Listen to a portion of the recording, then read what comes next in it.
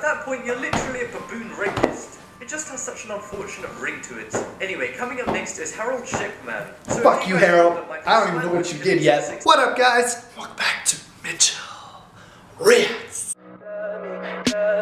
Tell me pretty lies, look me in the face. Tell me that you love me, even if it's fake, cause I don't fucking care. Alright guys, before I start this video, please go check out my main channel. Let's try to get it like 40,000 subscribers in one day. I'm kidding, we're already at like 33 or 34. But let's just try to get up to 40. It would mean the world to me. But today, guys, we have another video from Top 10s. And we're going to be checking out 10 worst doctors of all time.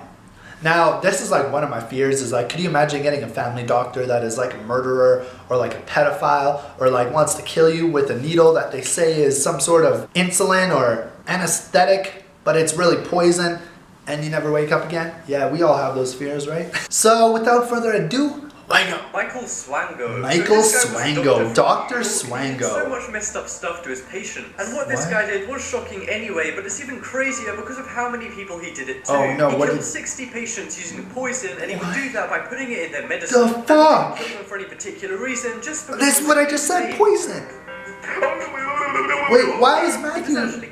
Why is he in here? It wasn't any detective or police shit. Someone just found a scrapbook he made about the murders. Oh my gosh. Notes and what a piece of shit, dude. Yeah, this guy actually took pride in killing those people, which to me is really creepy. And he didn't just kill patients, he also beat a colleague to death. Anyway, after he was caught, he only confessed to 4 murders, but luckily that didn't work out too well and he died in jail. And he's in jail right now, but he does have a chance for parole in 4 years. So yeah, he has parole in 4 Dude, he should be put to death. He's killed 60 people. Before he was even caught, he was nicknamed Dr. Death because it was known that his Dr. Death, more like Dr. Piece of Shit, put him to death. I don't know why his colleagues didn't pick up on this one. But anyway, this guy really was a wolf in sheep's clothing. So coming up next is Cecil B. Jacobson. Cecil B. Dude, he looks like he could be the next president.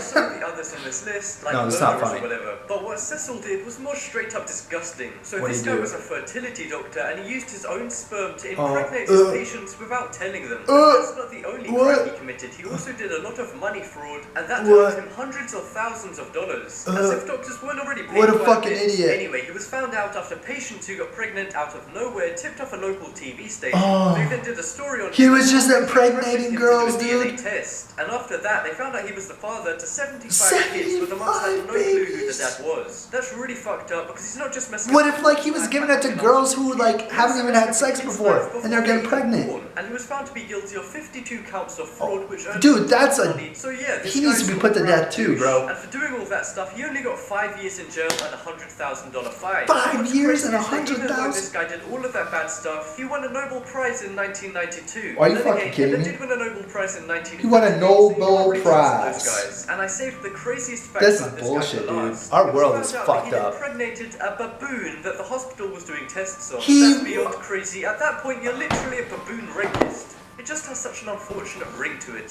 Anyway, coming up next is Harold Shipman. So fuck you, Harold. I don't even know what you did yet. 60 people was bad. Yeah, this guy would probably laugh at that number. He killed an insane 250 patients over the course of just 17 years. This doctor is from England, like me. I'm fucking done. I'm done. In British history. I'm done. By a detective after people noticed that pretty much all of this guy's patients ended up dying, and that a lot of those patients were elderly women, which was Harold's main target. But the detective never imagined they would uncover something as massive as this. Harold was eventually caught and he had a court date set, but they really should have locked him up in that time. They should have. 4 more people at their homes before the trial. And in the trial it was found out that Harold had done some really disgusting things when he was a doctor. What? For example, he faked wills of dying patients to leave money to him, and he made almost $1 million off this. And in one case he faked the will of an elderly woman that he killed and wrote off all of her family members and just put himself on it. And what the fuck is wrong with him?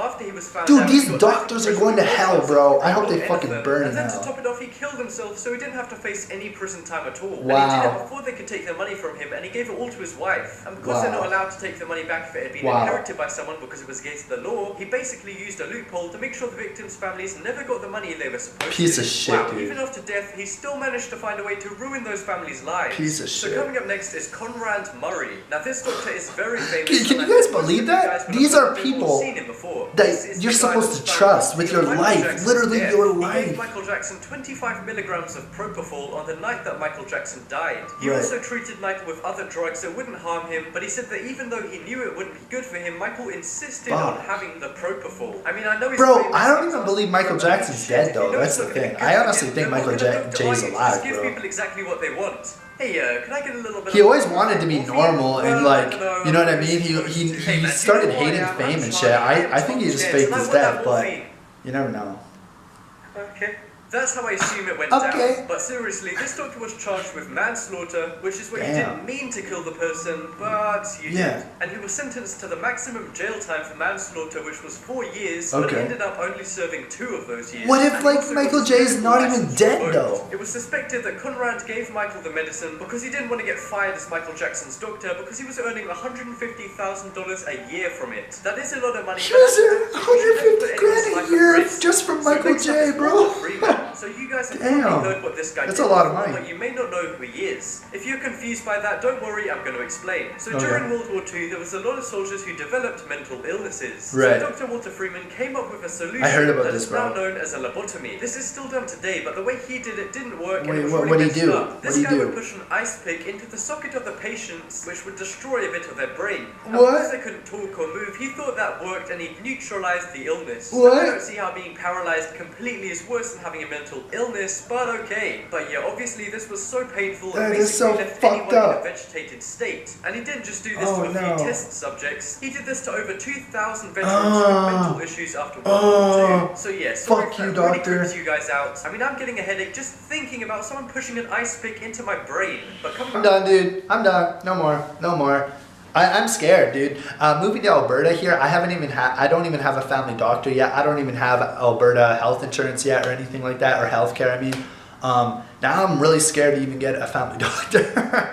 Like, do I need one? Anyway, guys, if you guys enjoy my reaction to this, though, please smack me with a big thumbs up. Please subscribe for everyday reaction videos, and please go follow me on Twitter, Instagram, and go subscribe to my main channel where I post every Sunday. If you guys want to watch the rest of the full-length video, I'll have the link down here in the description. Also, I hope you guys all have an amazing day. Stay safe out there. Don't trust these doctors unless you know you actually have a good doctor. I mean, obviously, not every doctor's like this. Honestly, I bet you 98% of doctors out there are good doctors. Don't worry. But I love you guys to death. Have an amazing day. And peace.